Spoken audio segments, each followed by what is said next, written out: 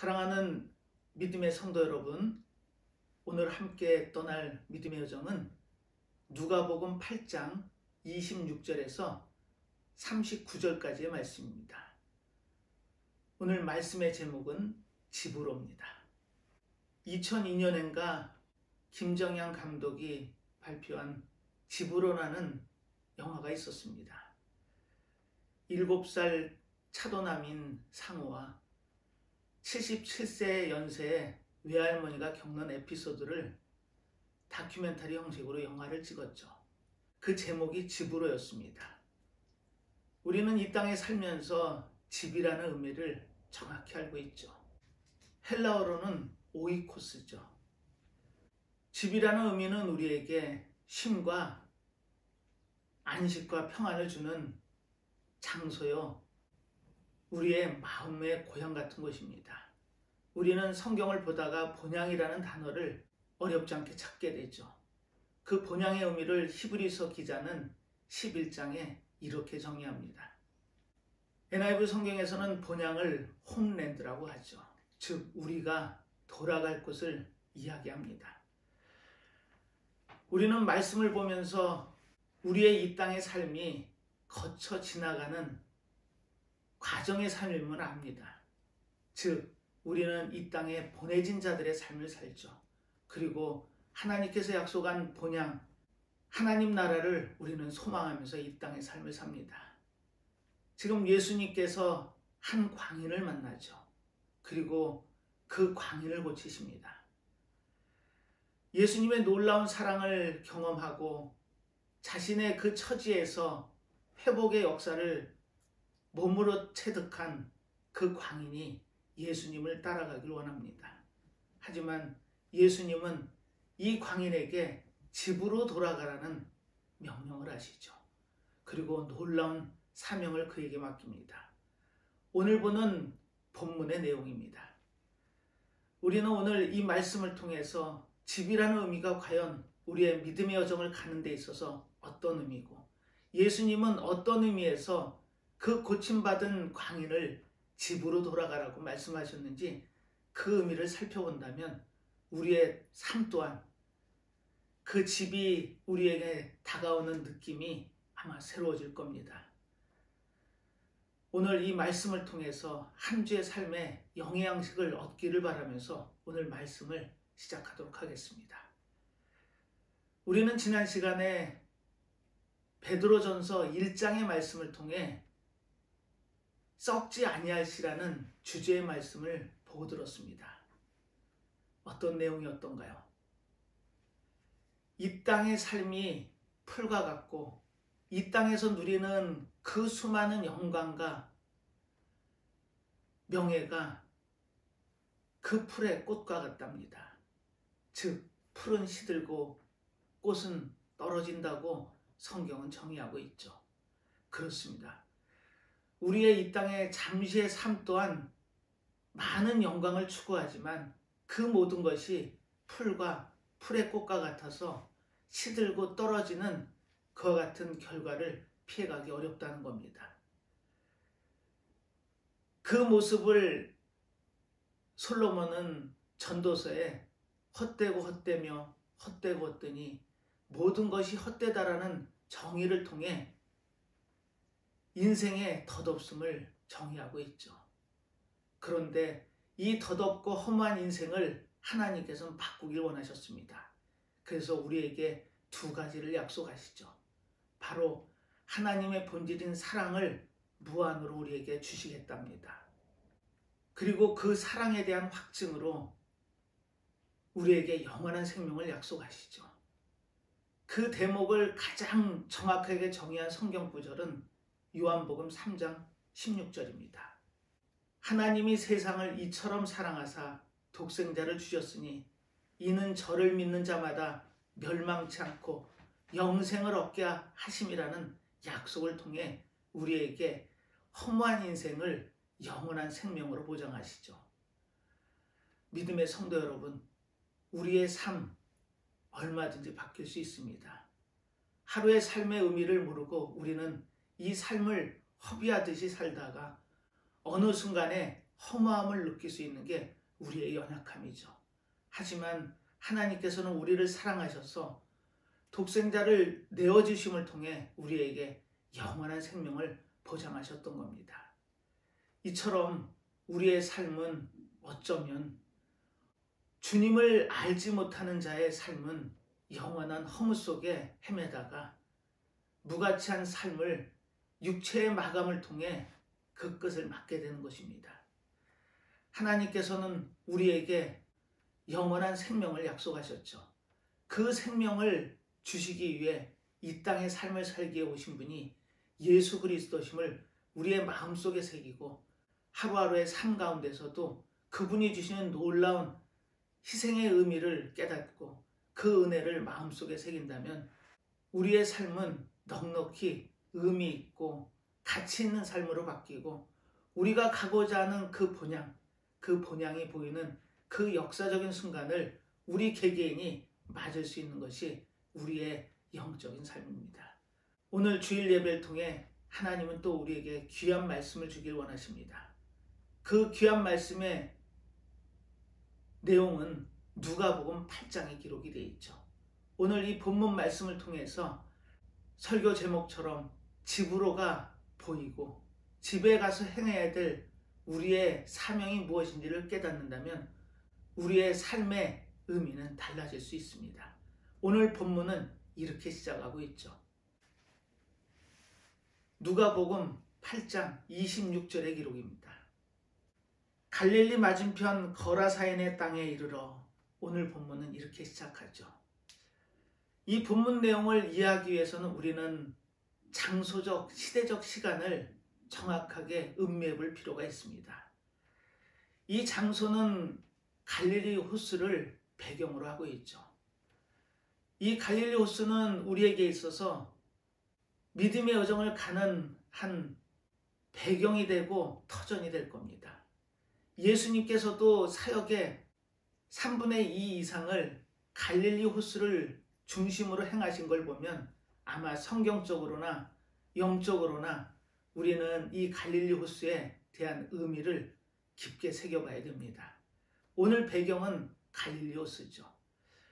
유대 사람들은 이 갈릴리 호수를 배경으로 해서 요단강을 거쳐 사해를 이르는 선을 중심으로 자신들이 사는 땅을 이편이라고 기록을 합니다. 그리고 그 반대편, 건너편 쪽을 저편이라고 기록하죠. 오늘 예수님께서는 제자들에게 명을 하십니다.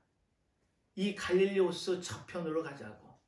그것이 바로 오늘 보는 본문의 앞에 기록되어 있는 내용입니다.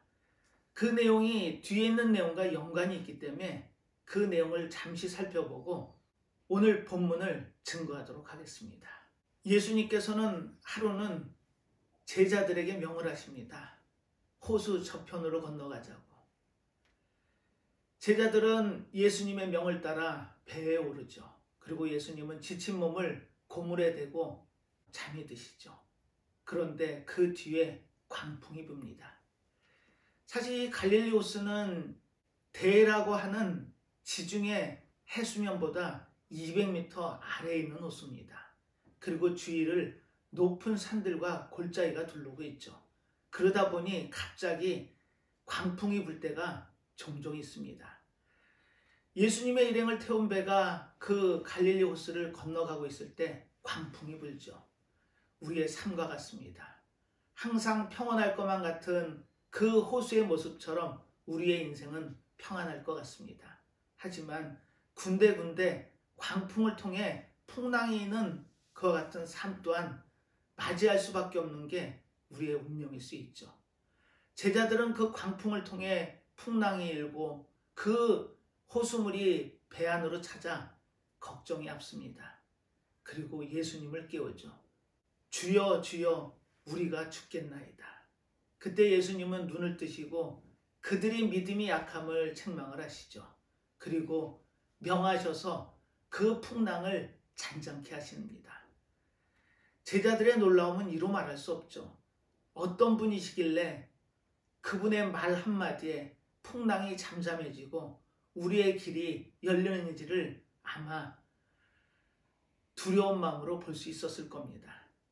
그리고 건너가서 도달한 곳이 바로 오늘 말씀의 배경이 되는 거라사입니다.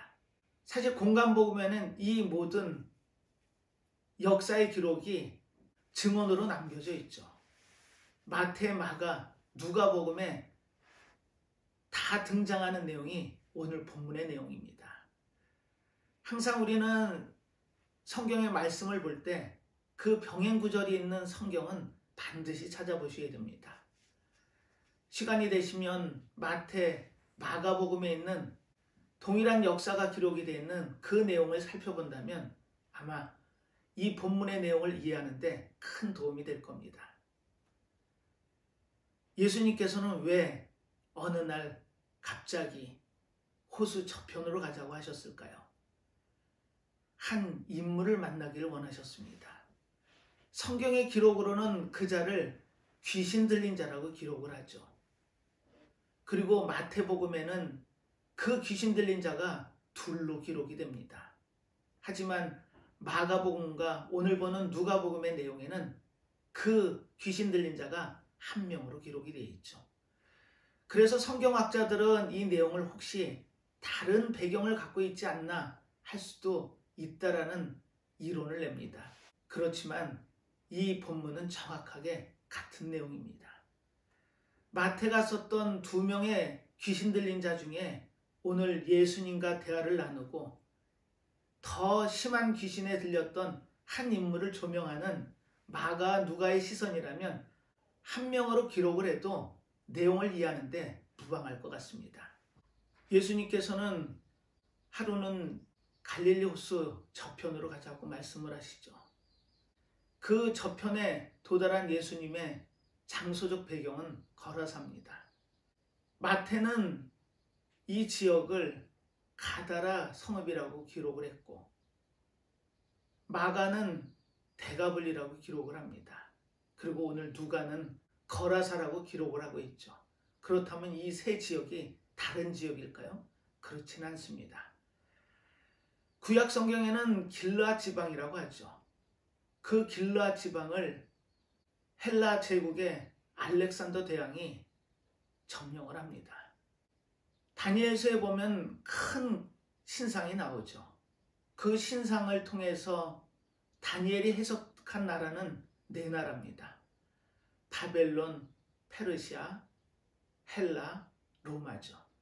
바로 성경의 역사적인 배경이 되는 장소를 장악하는 거대 제국을 순서대로 기록한 겁니다. 지금 알렉산더 대왕이 헬라 제국의 왕으로 쓰죠. 그리고 동방원정을 떠납니다. 이 동방원정을 하고 바로 갈릴리 호수를 중심으로 길르앗 지방에 데가볼리라는 10개의 도시를 만들죠. 그 중에 요단강 이편에는 스키토폴리스라는 도시가 들어서고 나머지 9개의 도시는 바로 길르앗 지방에 들어섭니다. 가다라 성읍이라고 기록되어 있는 그 성읍이 이 데가볼리 지역에 있는 10개의 성 중에 하나의 성입니다. 지금 예수님께서는 제자들을 데리고 바로 갈릴리 호수 저편인 이 가다라 성읍에 도착을 하셨던 겁니다. 이 데가볼리 지역을 통칭해서 거라사라고 부르기도 하죠. 그러니 세 지명이 같은 지명임을 우리는 알 수가 있습니다. 예수님께서 이 갈릴리 호수 저편으로 건너오신 이유가 무엇일까요? 한 인물을 만나러 오신 겁니다. 그 인물을 성경은 귀신 들린 자라고 기록을 하고 있죠. 이 귀신이 들렸다라는 의미는 어떤 의미든가요? 우리는 혹시 오해를 하면 과거에는 정신분열증이라고 얘기했지만 요즘은 조현병이라고 일컫죠. 바로 정신병입니다. 증상이 비슷할 수 있습니다. 하지만 귀신 들린 자는 차이가 있죠. 힘이 엄청 셉니다. 지금 이 귀신 들린 자를 거라사 지역에 있는 사람들이 격리를 시키기 위해 무덤 속에 가두고 쇠사슬과 고랑으로 묶죠.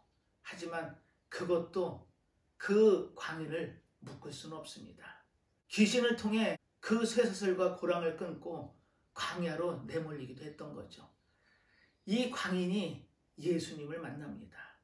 오늘 이 내용을 통해서 과연 예수님은 이 광인을 통해서 어떤 말씀을 전하기를 원하시는지 우리는 눈여겨봐야 됩니다. 그런데 이 귀신 들린 자라는 광인의 행동이 놀랍습니다.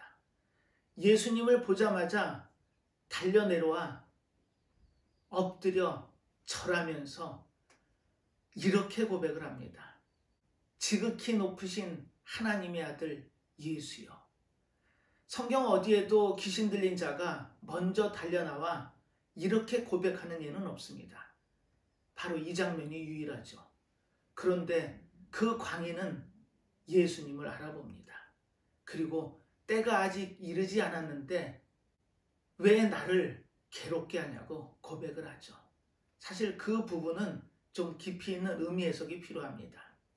이 귀신 들린 자가 예수님을 알아보죠. 하지만 이 고백은 진정한 고백이라고 할 수가 없습니다. 우리는 하나님의 아들 예수 그리스도를 입으로 고백을 하죠. 하지만 진정한 체험적인 고백이 아니고 지식적으로 알에 의해서 할 수 있는 고백이라면 거기에 다른 저희가 있음이 분명합니다. 아마 이 귀신 들린 자의 모습을 통해서 귀신은 예수님의 신분을 밝혀서 좀 곤란함을 겪게끔 하기 위한 의도도 내포되어 있음이 분명합니다. 하지만 예수님은 그 고백을 받으시고 이렇게 되물어 보시죠. 내 이름이 무엇이냐? 사실 이름은 그 주체의 본질입니다. 그때 이 귀신 들린 자는 군대라는 단어를 쓰죠. 바로 헬라어 원문으로 보면 레기온입니다. 이 레기온이라는 의미는 로마 군단을 통칭하죠. 즉 5,000명에서 6,000명에 달하는 보병과 120명의 기병으로 되어 있는 로마 군단을 의미합니다. 이처럼 그 한 사람을 붙잡기 위해 귀신의 군대가 움직인 겁니다. 사실 이 귀신의 실체는 무엇일까요? 여기서 이 귀신은 군대라고 자신의 신분을 밝힙니다. 그 의미는 이 한 영혼을 붙잡기 위해 군대가 움직인 겁니다. 그 무수한 귀신들이 이 거라사의 광인에게 들어가 광야로 내몰고 세상과 단절을 통해 파멸로 몰고 감을 우리는 이 본문의 내용을 통해 알 수가 있습니다. 우리는 이 귀신을 오해하면 사람이 죽어서 되는 것이 귀신이라고 오해할 수 있습니다. 하지만 계시록의 증언을 정확하게 상고해 보면 우리는 그 귀신의 의미를 알 수 있죠. 이 귀신의 존재는 계시록에서 확인해 보면 사자로 기록이 되어 있습니다. 미가엘 천사장에게 패한 옛뱀이라고도 하는 그 사단 마귀가 땅으로 내쳐질 때 함께 내쳐진 존재들이 이 사자들이죠. 그들이 이 땅에 귀신으로 남은 겁니다. 이처럼 이 거라사 광인에게 들어간 이 귀신의 존재는 군대의 의미였습니다. 그런데 그 모습을 성경 내용을 통해서 살펴보면 옷을 입지 않고 집에도 가지 않으며 무덤에 거하는 자라고 기록하고 있죠. 이 세 의미를 종합해보면 우리는 이 거라사 광인의 모습을 미루어 짐작할 수 있습니다. 옷을 입지 않았답니다. 이 옷의 의미가 무엇이었던가요? 우리는 창세기에서 아담이 범죄함으로 하나님이 아담을 부르실 때 두려워 숨게 되죠. 그때 이들에게 주신 것이 옷이라는 의미였습니다. 즉 타락한 인간이 자신의 몸을 가리기 위한 도구가 옷이었죠. 근데 그것마저도 풀어헤쳤답니다. 그리고 집으로 가지 않았답니다. 집의 의미는 우리는 알죠. 우리의 안식과 평안이 있는 것이 집의 의미입니다. 그것을 떠나 외롭게 고독 가운데 무덤에 거하는 존재가 이 광인의 모습이었습니다. 어쩌면 세상을 헤매고 있는 우리의 모습일 수도 있습니다. 우리는 본향을 소망하죠. 하지만 이처럼 광인이 무덤에 거하며, 이 무덤이라는 의미는 헬라어로 모네마입니다. 즉 사람의 시신이 있고 그 시신이 부패하는 그와 같은 곳에 거처를 뒀다라는 건 지금 이 광인의 모습을 정확하게 표현하는 단어가 무덤이라는 표현일 수 있죠. 이처럼 귀신 들린 자의 모습은 광인의 모습으로 바뀝니다. 그리고 모든 자들이 두려워하는 모습으로 바뀌죠. 그런데 이 광인이 예수님을 만난 겁니다.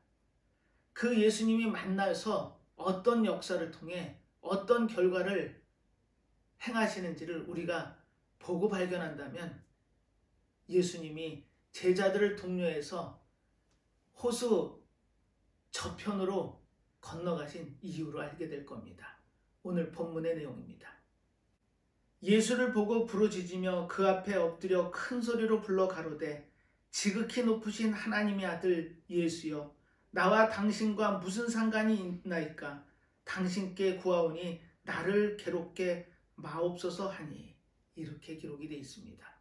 우리는 이 내용을 통해서 요한복음 2장이 기억납니다. 가나의 혼인잔치가 있었죠. 그때 그 혼인잔치가 끊어질 위기에 봉착합니다. 가장 중요한 포도주가 떨어졌던 거죠. 그 어려운 사정을 예수님은 어머니의 이야기를 통해 알게 됩니다. 그때 이 말씀을 하시죠. 여자여, 이 일이 나와 무슨 상관이 있겠습니까? 아직 내 때가 이르지 않았다라는 말씀을 통해 그 상황을 설명하시죠. 그 내용과 같은 의미입니다. 여기서 때가 나오죠. 때는 마지막 때를 의미합니다. 주님께서 이 땅에 오신 그때가 세상의 끝, 종말의 시작이죠. 그리고 주님이 다시 오시는 그때가 모든 세상이 끝나게 되는 마지막 심판의 때가 되는 겁니다.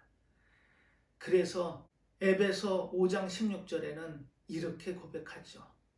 세월을 아끼라, 때가 악하니라고 고백을 합니다. 이처럼 이 때는 우리의 인생이나 세상의 모든 것의 결말로 봤을 때 가장 의미 있고 중요한 때입니다. 그 때가 아직 안 됐는데 왜 나를 괴롭게 하냐입니다. 여기서 괴롭게 하다라는 의미는 사단이야 이 모든 악한 존재들이 영원한 불못에 들어가죠. 그 유황불에 끓는 괴로운 가운데 던져짐을 괴롭게 하다라는 표현으로 씁니다. 즉, 이 귀신 들린 자의 안에 들어가 있는 귀신들은 자신들의 운명을 정확히 꿰고 있었던 거죠. 그래서 아직 때가 이르지 않았는데 왜 괴롭게 하냐고 이야기를 했던 겁니다. 그때 예수님은 이 악한 존재에게 이렇게 명하시죠. 29절의 증언입니다. 이는 예수께서 이미 더러운 귀신을 명하사 이 사람에게서 나오라 하셨습니다. 그렇습니다. 예수님께서는 이 한 영혼을 긍휼히 여기시고 이 갈릴리 호수를 건너 이 광인을 만나고 계셨던 겁니다. 우리는 혹시 오해할 수도 있습니다. 마태복음 10장의 증언처럼 예수님께서 이방인에게도 가지 말고 사마리아에도 들어가지 말며 이스라엘의 잃어버린 양에게로 가라고 그 제자들을 파송하면서 하셨던 말씀입니다. 그래서 우리는 이방 전도나 선교가 큰 의미가 아니고 오직 하나님의 잃어버린 어린 양의 전도나 선교에 초점이 맞춰졌다고 오해할 수도 있습니다. 하지만 그 내용은 그렇지가 않죠. 아마 예수님께서는 그 전도나 선교의 우선순위를 잃어버린 어린 양에 두셨던 겁니다. 그리고 사도행전 1장 8절의 증언처럼 너희가 성령이 임해서 권능을 받으면 예루살렘과 유다와 사마리아 땅끝까지 복음을 전하라고 말씀하심처럼 선교의 확장을 말씀하고 계셨던 거죠. 지금 오늘 배경은 이방 땅입니다. 이스라엘 백성들이 괴돼지 취급을 하는 이방인들의 사는 그 땅에 예수님이 가는 것도 어쩌면 탐탁지 않게 생각할 수도 있습니다. 그런데 예수님은 이 한 영혼을 살리시기 위해 그 수고를 마다하지 않았던 겁니다. 예수님의 명령에 이 군대 귀신은 이렇게 사정을 하죠. 그때 마침 주위에 돼지떼가 보였습니다. 마가의 증언대로라면 2,000마리가 넘는 그와 같은 돼지 무리떼였죠. 차라리 우리를 무저갱에 가두느니 저 돼지떼에 들어가게 해달라고 간청을 합니다. 무저갱의 의미가 무엇이든가요? 헬라어로는 아비소스죠. 우리는 그 내용을 압니다. 계시록에는 사단이 이 무저갱에 1000년 동안 갇히게 되죠. 즉 영원한 불못에 들어가기 전에 갇히는 것이 이 무저갱의 의미입니다. 그리고 그 뜻은 끝없는 나락을 의미합니다. 그곳에 갇히느니 차라리 저기 있는 돼지떼에게로 우리를 들여보내달라고 예수님께 간청을 하죠. 그때 예수님은 그들의 간청을 듣습니다. 그리고 돼지떼에 들어가라고 명을 하시죠. 그런데 거기에 놀라운 사건이 벌어집니다. 그 광인에게서 나온 군대 귀신들이 2,000마리가 넘는 돼지떼에 들어가고 그 돼지떼들이 갈릴리 호수를 향해서 내달리기 시작합니다. 그리고 성경의 기록은 몰사되었다라고 기록을 통해 이 결말을 짓죠. 그렇다면 왜 돼지떼들이 갈릴리 호수를 달려들어가 몰살되었을까요? 이 몰살되다라는 의미를 어원적으로 보면 목을 졸라 질식시켜 죽임을 의미합니다. 그 돼지떼가 죽음을 통해서 귀신들의 운명 또한 함께 가는 그 길인데 왜 그 군대 귀신들은 그 길을 택했을까요? 그렇다면 우리는 이 돼지떼가 몰살되었다라는 의미에서 과연 무엇을 깨달아야 될까요? 예수님께서는 이 역사를 통해 우리에게 중요한 사실을 알려주십니다. 그 내용을 우리가 깨닫는다면 예수님이 왜 갈릴리 호수를 건너와 이 광인을 만나셨는지를 깨닫게 될 겁니다. 첫 번째 의미는 그렇죠. 바로 왜 군대 귀신들이 돼지떼에 들어가 호숫가로 달려내려가 그 호수에 빠져서 몰살되는 결과를 초래할까요? 자신들의 운명 또한 그 돼지들과 함께 할 텐데 왜 그 길을 선택했을까요? 우리는 거기에서 이런 깨달음을 얻습니다. 돼지들은 수영을 할 수 있을까요? 물론 할 수 있습니다. 미국인들이 가장 좋아하는 피서지 중에 바하마 군도라는 나라가 있죠. 바로 플로리다와 쿠바 사이에 있는 섬나라입니다. 그 바하마 군도에는 돼지섬이라는 섬이 있습니다. 근데 놀랍게도 관광객들이 가면 함께 수영을 하면서 그들과 어울릴 수 있는 돼지떼가 그곳에 살고 있죠. 원주민들도 그 돼지떼들이 언제부터 사는지는 모른답니다. 하지만 돼지떼와 수영할 수 있는 경험을 하기 위해서 많은 관광객들이 그 섬을 찾는 걸 보면 돼지는 물에 빠져서 죽을 일이 없는 동물입니다. 그런데 2,000마리가 넘는 그 돼지떼가 호숫가로 달려들어가 죽음을 통해 몰살되는 결과를 얻는 것은 무슨 의미일까요? 우리는 거기서 17세기의 우화 작가인 라퐁텐의 우화가 생각납니다. 바로 개구리와 전갈이라는 우화죠. 하루는 강을 건너고 싶어한 전갈이 개구리에게 부탁을 합니다. 나를 등에 태워서 이 강을 건너게 해달라고. 하지만 개구리는 전갈이 두려워 그 부탁을 들어주지 못합니다. 하지만 전갈의 간청에 확답을 얻죠. 절대 내 등을 찌르지 않는다는 조건으로. 그때 전갈은 이렇게 얘기합니다. 내가 너를 찌르면 네가 죽을 텐데 그럼 나까지 함께 물에 빠져 죽게 되지 않느냐고. 그 이야기를 들은 개구리는 전갈을 등에 업고 강을 건너기 시작합니다. 하지만 그 전갈은 강 중간쯤 건너고 있을 때 개구리를 찌르죠. 개구리는 고통 속에 죽어갑니다. 그러면서 이렇게 반문을 합니다. 내가 죽으면 너도 위험해지고 너도 죽게 될 텐데 왜 그랬냐고. 그때 전갈이 한 얘기가 이 군대 귀신의 결말과 일치합니다. 이게 내 본성이야. 그렇습니다. 자기가 죽는 것 또한 두렵지 않고 본성처럼 상대를 찔러 죽일 수밖에 없는 전갈의 모습이나 그 호숫가로 달려들어가 2,000마리의 돼지떼가 죽음을 통해 자신들의 운명 또한 함께할 거라는 걸 알면서도 그와 같은 결과를 초래하고 있죠. 이처럼 이 결말을 통해서 우리가 얻을 수 있는 것은 귀신이 갖고 있는 본성, 정체성입니다. 이 거라사의 광인을 세상과 격리시키고 파멸로 몰기 위해 군대 귀신이 움직인 것처럼 사단의 속성은 파멸에 있었던 겁니다. 그 군대 귀신들은 돼지떼를 파멸시키면서까지 그 자신들의 본성을 정확하게 실행해내고 있었던 거죠. 두 번째 이유는 바로 한 영혼을 살리기 위해 2,000마리의 돼지떼가 희생됐습니다. 그래서 혹자들은 그 내용을 통해 이렇게 반문을 던질 수 있습니다. 예수님께는 2,000마리의 그 돼지떼의 생명은 중하지 않으신가? 하지만 온 천하보다 한 영혼이 귀히 여기신 분이 주님임을 우리는 고백해야 됩니다. 주님께서는 그 광인을 살리시기 위해 돼지떼의 희생을 통해서 그 귀신 들림에서 자유함을 얻게끔 했던 겁니다. 세 번째는 사단의 능력이 한정적임을 우리는 이 내용을 통해 깨닫게 됩니다.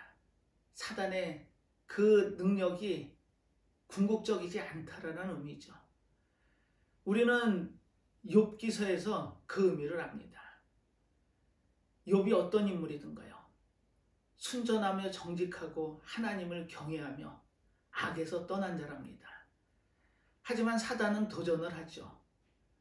그 받은 것이 많으니 하나님께 그만큼 순종하는 거 아니겠냐고. 그래서 하나님은 욥의 몸에는 손은 대지 말고 그 모든 것을 뺏어도 결과는 같다라는 의미를 통해서 사단에게 능력을 시험케 하시죠. 결과적으로는 10명의 자식과 갖고 있는 모든 소유물을 잃습니다. 하지만 욥의 고백이 어땠던가요? 주시는 분도 하나님이며 걷어가시는 분도 하나님이라는 고백을 통해 자신의 믿음을 표현하죠. 이번에는 사단이 다시금 도전을 합니다. 자신이 몸이 더 중함을 인간들은 고백하는 거라고. 그래서 이번에는 생명에는 손을 대지 말고 마음대로 해보라고. 그 화음을 통해 사단은 욥을 치죠. 발끝부터 머리끝까지 악창이 납니다. 그때도 욥의 믿음은 변하지 않죠. 이처럼 아무리 사단의 능력이 강력하다고 한들 하나님이 허락하신 범위 내에서만 행할 수 있음을 우리는 본문의 내용을 통해 알게 됩니다. 이처럼 예수님께서는 한 광인을 살리시기 위해 그 군대 귀신이 돼지떼에 들어감을 허락하시고 결국에는 그 돼지떼가 몰살됨을 통해 이 광인은 자유함을 얻습니다. 그 자유함의 의미가 이렇게 우리에게 와닿는다면 예수님이 호수 저편으로 오신 의미를 일부나마 깨닫게 되죠. 그리고 가장 중요한 그 사실을 목격한 자들의 반응을 통해 우리는 우리의 모습을 다시 한번 새겨봅니다. 이 소식을 아마 돼지떼를 치는 목자들에 의해서 도시에 있는 주인들에게 알려줬겠죠. 그 소식을 들은 이들이 달려나옵니다. 그리고 일어난 그 모든 저간의 정황을 설명을 듣고 이렇게 반응을 하죠. 그 반응이 어쩌면 믿는다 하고 고백은 하지만 하나님의 그 절대적인 주권은 인정하기 싫은, 어쩌면 그것을 통해 자신에게 경제적인 부나 손실을 끼칠 수 있음을 마음속에 담을 수 있는 게 연약한 우리의 믿음이라는 겁니다. 그들의 반응이 어땠던가요? 예수님께 속히 이곳을 떠나달라고 부탁을 하죠. 예수님은 우리를 살리시기 위해 당신의 몸을 희생 제물로 내어주시면서까지 우리를 향한 하나님의 사랑을 확증하신 분입니다. 그런데 그들이 이 광인의 나음을 정확히 목도하고 한 반응은 예수님께 떠나가 달랍니다. 오늘 본문의 내용입니다. 거라사인의 땅 근방 모든 백성이 크게 두려워하여 떠나가시기를 구하더라. 예수께서 배에 올라 돌아가실세. 이렇게 성경의 기록을 통해 결과를 남깁니다. 사랑하는 믿음의 성도 여러분, 과연 나의 믿음의 현 주소는 어디 있는지 이 본문 말씀을 통해서 우리는 한 번쯤 되새겨 봐야 됩니다. 이것이 믿음을 피상적으로 보고 발견한 자들의 모습일 수 있습니다. 그런데 예수님을 통해 그 귀신 들림에서 나은 성경의 기록대로 귀신 나간 사람의 반응은 완전히 다릅니다. 한번 본문을 읽어볼까요? 귀신 나간 사람이 함께 있기를 구하였으나 예수께서 저를 보내시며 가라사대. 이 광인은 자신을 귀신으로부터 자유롭게 한 예수님의 존재를 분명히 체험을 통해 알게 됩니다. 그리고 함께 하기를 원했죠. 예수님을 따라 나서겠답니다. 그런데 예수님은 단호히 거절을 하시죠. 어떻게 생각하면은 피상적으로 아는 그들의 부탁을 들어주실 게 아니고 귀신으로부터 자유함을 얻은 이 광인의 간절함을 들어주시는 것이 더 현실적이고 이치적으로 맞을 수 있습니다. 하지만 예수님은 단호하게 거절을 하시죠. 거기에는 이유가 있었습니다. 이 데가볼리라는 지역은 이방 땅이죠. 헬라인들이 사는 이방 지역입니다. 이곳에 이 광인을 남겨둠을 통해서 예수님은 하나님의 복음이 전해지기를 원했던 겁니다. 그들이 떠나달라고 부탁할 때 두말 않고 다시금 갈릴리 이편으로 돌아오시는 예수님이 하실 수 있는 일이 무엇이었을까요? 바로 이 광인을 남겨두신 겁니다. 그리고 그 광인에게 집으로 돌아가랍니다. 집으로라는 의미가 이 귀신으로부터 자유함을 얻은 이 사람에게는 어떤 의미일까요? 아마 간절함의 의미일 겁니다. 얼마나 집으로 돌아가고 싶었을까요? 그곳에는 가족이 있죠. 그리고 쉼과 평안함이 있을 겁니다. 그 집으로 돌아가라고 말씀하신 예수님의 의미는 거기에만 있지 않았던 겁니다. 오늘 본문을 통해 그 내용을 확인해 보죠. 집으로 돌아가 하나님이 내게 어떻게 큰일 행하신 것을 일일이 구하라 하시니 저가 가서 예수께서 자기에게 어떻게 큰일 하신 것을 온 성내에 전파하니라. 아멘. 그렇습니다. 예수님께서는 이 귀신 들렸던 광인의 나음을 통해서 알려주고 싶은 것이 있으셨던 겁니다. 제자들을 이끄시고 이 광풍을 뚫고 이 광인을 만났던 예수님의 마음에는 이 이방 땅 하나님을 알지 못하는 그들에게 하나님의 사랑을 남겨주고 싶으셨던 겁니다. 그리고 그 광인이 겪은 그 모든 체험적 경험이 입을 통해서 전해지게 되겠죠. 아마 믿음의 교두보가 생긴 겁니다. 우리는 이 땅의 삶을 살면서 집의 의미를 압니다. 집을 통해서 우리는 모든 안식을 얻죠. 하지만 그 집이 안식의 의미뿐 아니고 아직 주님을 알지 못하는 많은 이들이 있는 곳이 우리에겐 집이 되어야 됩니다. 지금 현실은 어떻든가요? 모든 믿음이 교회 안에서만 이루어지고 있죠. 우리는 얼마나 세상을 나의 집으로 생각하시나요? 세상에 하나님의 말씀이 전해지고 이 놀라운 사역하심을 통해 주님은 메시지를 주고 계시는 겁니다. 세상으로 나가 그 세상이 나의 집이 되길 원하셨던 겁니다. 아마 그 귀신에서 자유함을 얻은 그 사람은 하나님이 부르시는 그 순간까지 예수님이 하신 놀라운 사역의 역사를 증거했을 겁니다. 우리 또한 마찬가지입니다. 이 땅의 삶 가운데 우리는 혹시 귀신 들린 자의 삶에서 자유롭지 못할 수도 있습니다. 우리는 과연 얼마나 그 자유함을 얻고 계시나요? 욥이 그 많은 고난을 겪으면서도 순전하고 정직하며 하나님을 경외하는 자의 자리에 있고 또 악을 떠나서 있었답니다. 우리는 과연 그 악에서 얼마나 자유함을 갖고 계신가요? 이처럼 우리는 오늘의 본문 말씀을 통해서 깨닫는 바가 있어야 됩니다. 과연 나는 이 세상을 그 귀신로부터 자유함을 얻은 자가 집으로 생각하는 것처럼 과연 하나님의 말씀과 복음을 얼마만큼 전하기를 애쓰고 계시는지 한 번쯤 생각해 봐야 됩니다. 지금 가나안 성도가 300만을 넘었다고 하죠. 우리는 교회 확장을 새 신자를 통해서 늘려가는 수의 싸움으로 생각을 합니다.